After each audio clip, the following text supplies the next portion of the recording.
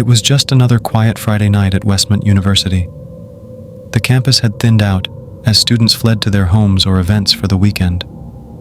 The December chill whispered through the barren trees, but inside room 206, on the top floor of Jefferson Hall, Aaron, a 21-year-old computer science major, lay curled up in his bed, aimlessly scrolling through reels on Instagram. His roommate and best friend Mark had left that morning to attend his elder brother's destination wedding in Vermont.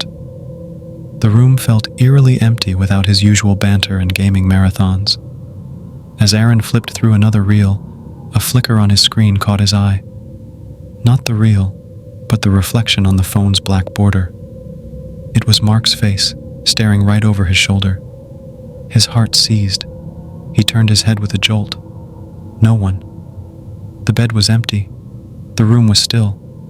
But his goosebumps told a different story. The reflection had been too real, too vivid.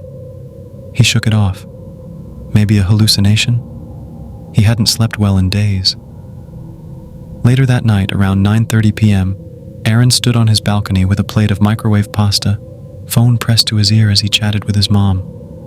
Cold air brushed his cheeks, the light from inside the room casting a warm glow through the glass.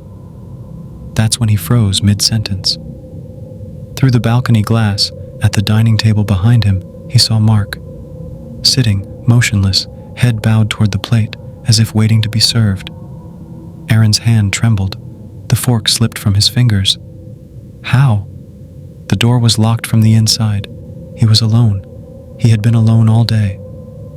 "Mom, I'll call you back," he whispered, before the phone slipped from his grip and clattered on the balcony tiles. Suddenly, a gust of wind whipped through the balcony. The curtains swayed violently, blocking his view. When they settled back, Mark was gone. Aaron rushed inside, heart racing, sweat dripping down his back despite the cold. He searched the washroom, under the beds, behind the closet. The main door was still latched. He gripped his head, trying to breathe. This isn't happening. Was Mark pulling some twisted prank? Doubt creeped in. He dialed Mark's number. No answer. He called again. Still nothing. He sat down at the table where the mark had been. The air felt dense, oppressive, like the room was watching him. He stared blankly at the untouched food. Then, another cold gust swept in from the balcony. The curtain fluttered again. And this time, Aaron saw him. Mark was standing in the balcony, still, silent, facing away. Aaron's lips trembled. He wanted to call his name, but no sound came out. He couldn't move, couldn't scream. Then he noticed the blood. It pooled around Mark's feet. It dripped from his arms, his legs, his neck, and his head, silent rivulets of red that painted the floor. And yet, he stood still, like a statue, lifeless, yet somehow watching. Suddenly, Aaron's phone rang. He jumped, fumbling to pick it up. Mark's name, on the screen. But the voice wasn't Mark's. "This is Officer Jennings from the Vermont State Police. The train heading to Montpelier this morning. There's been an accident. I'm sorry.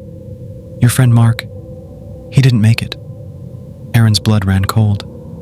But, he's here. He's in the balcony." The call ended. Aaron's eyes shot back to the balcony, and in that moment, he watched, paralyzed, as Mark slowly began to dissolve into thin air, the blood evaporating into mist. He stumbled toward the balcony, but all that remained was a word, smeared in thick red strokes on the ground. "Bye!" He gasped, backing away, but in seconds the blood began to fade, sinking into the balcony floor like ink in water, leaving no trace, no stains, no evidence, nothing, only silence. Aaron collapsed on the floor, hands shaking, eyes wide. He wasn't alone that night. He never would be again, because room 206 still remembered.